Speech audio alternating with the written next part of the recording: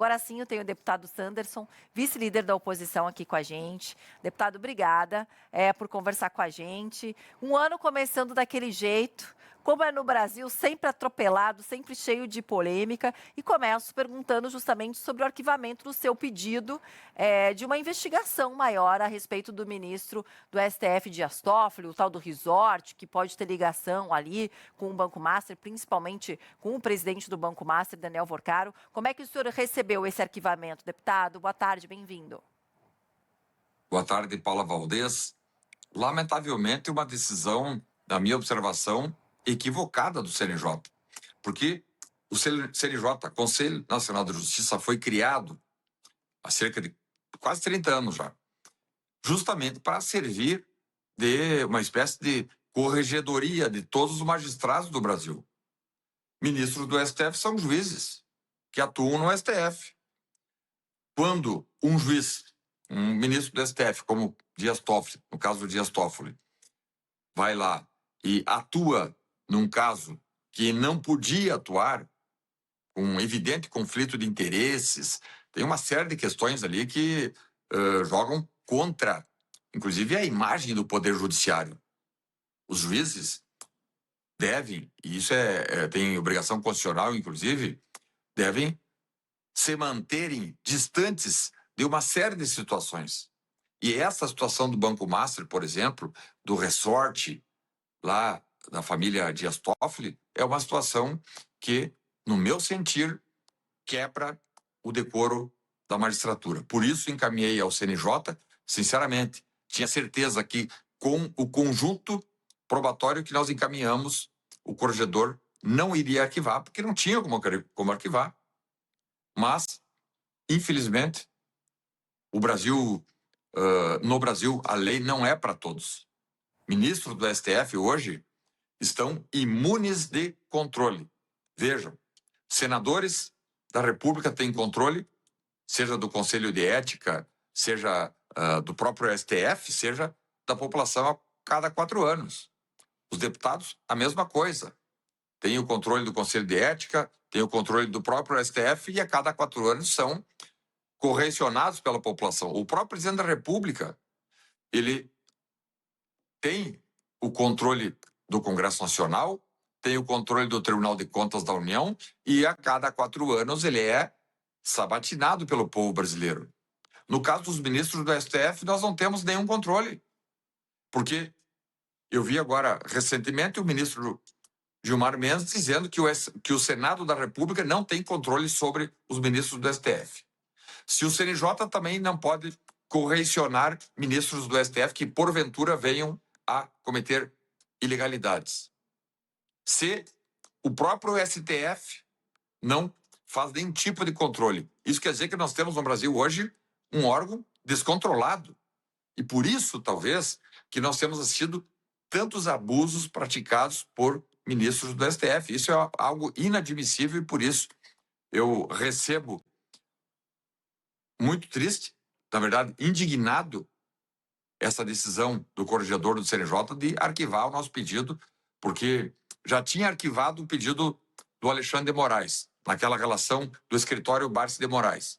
Mas agora, esta situação do Dias Toffoli é uma situação que não tem nenhuma dúvida.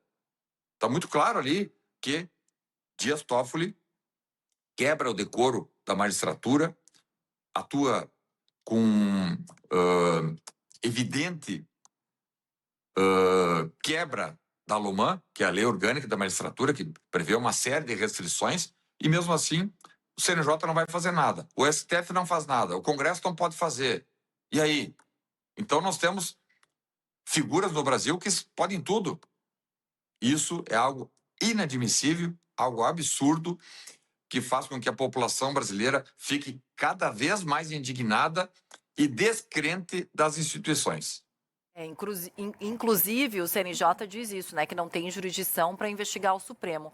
Mas essa tem sido, inclusive, deputado, uma pauta recorrente por aqui, principalmente com os senadores, onde existem ali no Senado vários pedidos de impeachment, por exemplo. Tem toda a questão e a discussão sobre o tempo, se colocar um tempo limite para que os ministros permaneçam no STF. Dias Toffoli entrou jovem, ele entrou com 41 anos no STF, ele está quase 20 anos por lá, ou seja, e ele estava há pouco tempo formado, menos de 20, né? Não sei, menos de 20 anos, eu acho, formado. Ele estava há pouco tempo formado, nunca chegou a ser juiz, nunca passou num teste, né, para ser um funcionário público, enfim, dando um exemplo como tantos outros. Então, existe toda uma discussão, como o senhor estava falando, olha, a gente tem tempo, a gente é eleito, enfim. O Supremo Tribunal Federal, a gente sabe que são escolhidos por presidentes, e cada um fica 4 anos.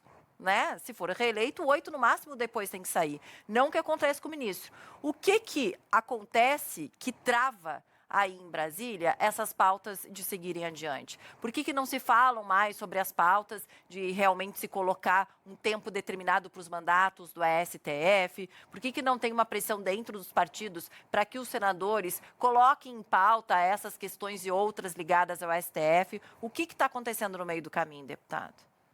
Infelizmente, o Congresso Nacional hoje não tem força ética e decência para enfrentar esses abusos do STF. Por uma série de razões. Aí tem parlamentares com o rabo preso, usando aqui uma palavra entre aspas, parlamentares que respondem a ações criminais lá no STF, outros que os partidos fazem acordos com o presidente de plantão em razão de troca de favores, e hoje o governo de plantão hoje, de Lula, do PT, tem uma espécie de uma parceria com a STF.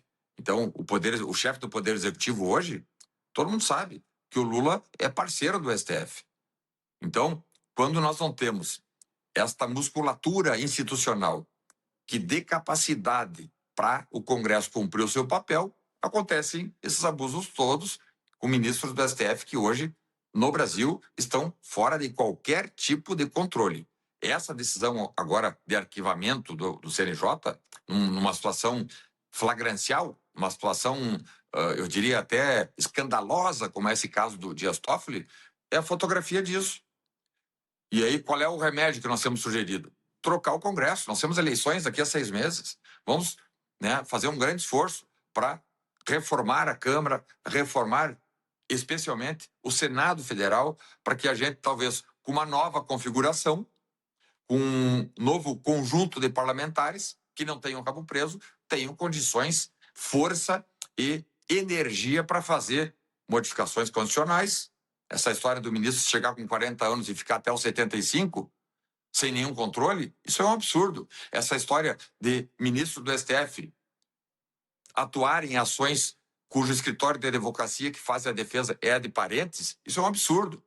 Essa história de ministro do STF ter institutos privados que arrecadam recursos, que vendem palestras, isso está errado. Essa história de ministro do STF fazer o ativismo judicial, se manifestando em redes sociais, se manifestando na imprensa, em ações que ainda estão em andamento, isso não dá para aceitar. Nós chegamos, na minha observação, no fundo do poço.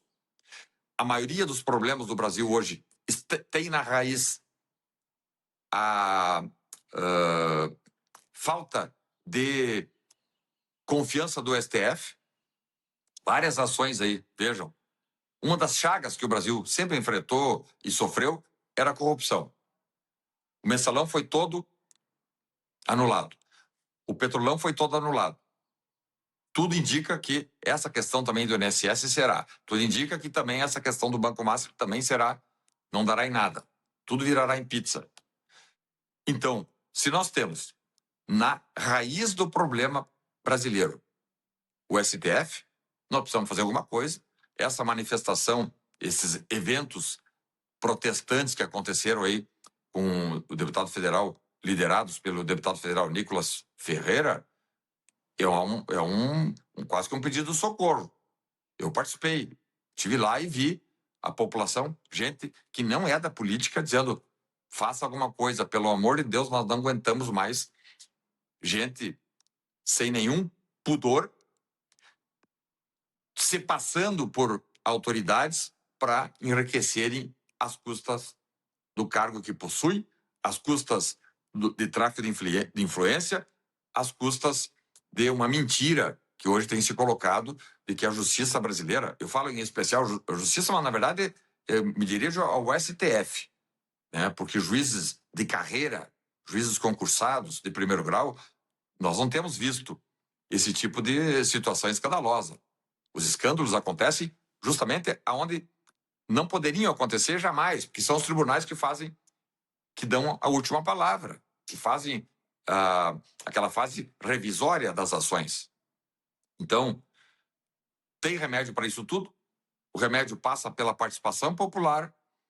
Numa democracia, tudo tem que partir da sua excelência, o povo, e nesse sentido eu estou até confiante, porque com as últimas ações que nós temos percebido aí e últimas movimentações, o povo brasileiro cansou, e usando aqui aquela frase que o Nicolas usou na movimentação do Acorda Brasil, reaja povo brasileiro, eu acho que vai ser nisso, né? Acorda povo brasileiro, se há falhas nesta questão da escolha de ministro do STF, dos mandatos sem tempo determinado, sem nenhum controle, que não há nenhum controle. Se o CNJ não controla, o STF também não pode controlar, o Congresso também não. E aí?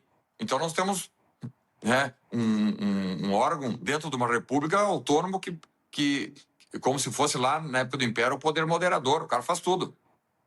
E não dá para acreditar que uma república democrática vai caminhar bem desta maneira, ainda mais com sucessivos escândalos de corrupção que tem, nos últimos anos, permeado o tema Supremo Tribunal Federal.